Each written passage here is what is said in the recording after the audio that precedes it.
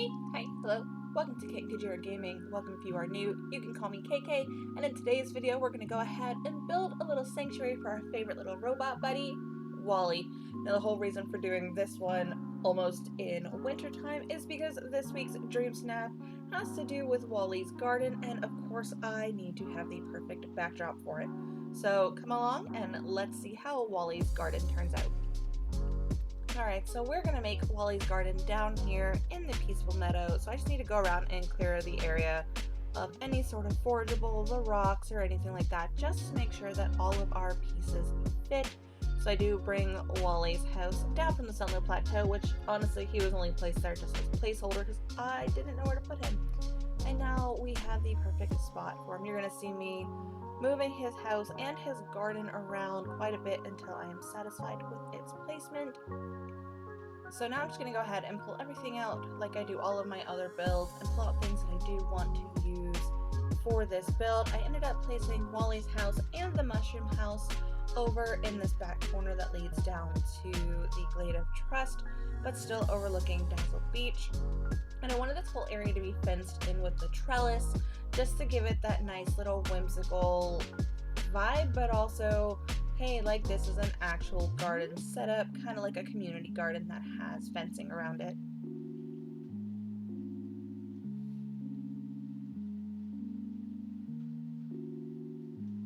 I originally wanted to try to put these waterfalls in here as some sort of water feature to just add that zen garden moment, and they did not look right whatsoever.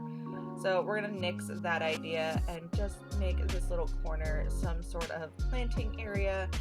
I started off trying to possibly have like somewhere to rest on both sides to create some symmetry, but it just did not look right at all. So you'll see me end up moving the bench that is closest to the cottage.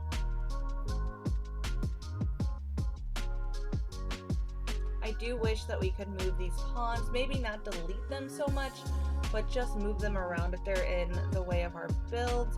But I wanted to incorporate these two ponds that we're sandwiching between into the build, so I just used the ponds as kind of my water feature that I originally wanted with those waterfalls. And here's that gardening table that I was talking about a few minutes ago.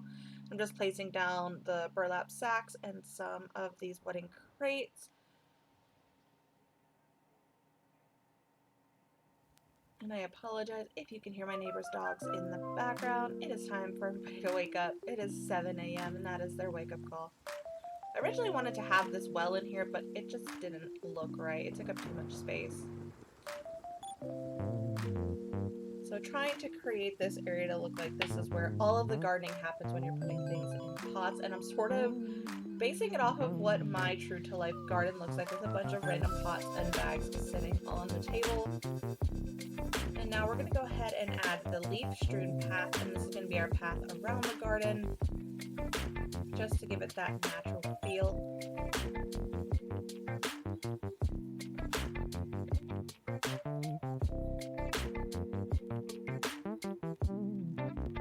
And then in this small corner over here, we're going to go ahead and start our gardening plots.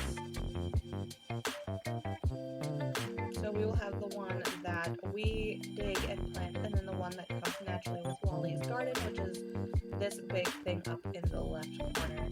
I did want to put rocks around it to kind of create a rock pathway or border around it, but none of the rocks would fit. It was just too big. So they're just kind of going to be on their own.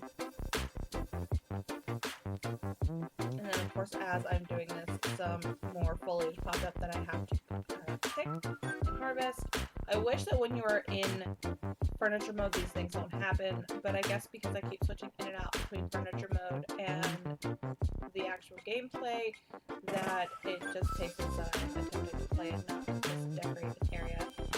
I did take some of these rectangle garden beds and did the one that had the black, blue, and purple, or black, blue, and red in it. Kind of as, I guess, a nod to like winter holiday season coming up. I'll have to play around with it when I actually start doing a winter seasonal decorate with me. But for now, we're just going to go with Wally's garden. I did like this fruit stand here, but I ended up changing my mind because why would I have the fruit stand in the community garden and not over by Goofy's stall? So that does end up leaving after I make some changes. over in this corner by the other entranceway, where we will have our second gardening plot.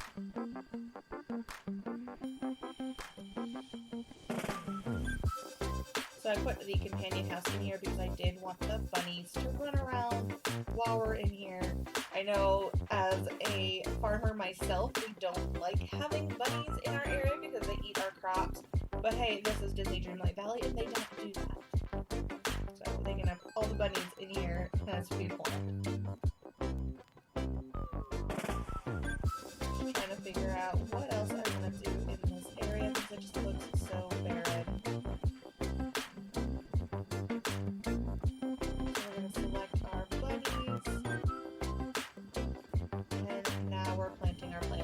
So the plants I chose to plant on my own are ones that are actually companion plants. So here I did tomatoes and carrots, and then over here I'm doing corn and peas.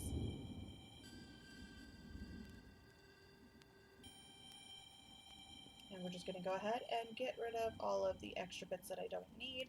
But I am taking the last little bit of these wooden crates and sprinkling them around the garden's edges to kind of look like these are the baskets that we use to collect our harvest.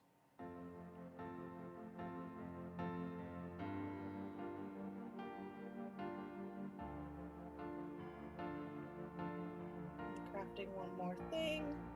We need our signs to say vegetables. So I got 2 of them. And then we're just going to go ahead and change their little symbol on there from the Disney Dreamlight Valley star to carrot.